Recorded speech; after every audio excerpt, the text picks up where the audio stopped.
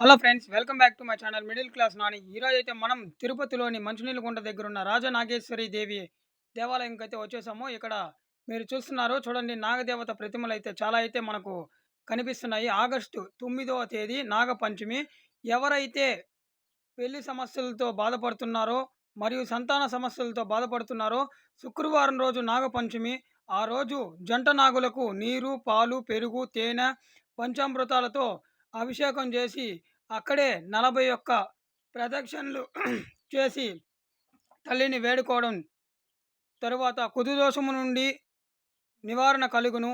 నాగుల పంచమి రోజు నాగేంద్రుడికి 41 ప్రదక్షిణలు చేసి కొబ్బరికాయ కొట్టి ఇంటికొచ్చి నాగదేవతల్ని పారాయణం చేస్తుంటే తప్పకుండా నాగదోషం నుండి విముక్తి కలుగును.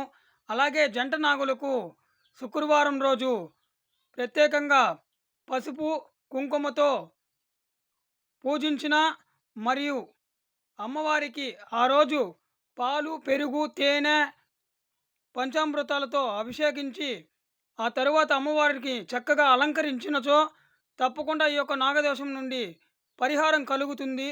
అలాగే సంతానం లేని వారికి, మరి వివాహం కాని వారికి తప్పకుండా నాగదేవత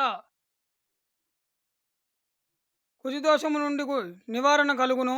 నాగపంచమి రోజు పొద్దున్నే నిద్రలేచి తలస్నానం చేసి 41 ప్రదక్షిణలు చేసి కొబ్బరికాయ కొట్టి ఇంటికొచ్చి నాగ పారాయణం చదువుకుంటే తప్పకుండా ఈ యొక్క దోషం నుండి విముక్తి కలుగును. ఓం నాగదేవత నమో నమః.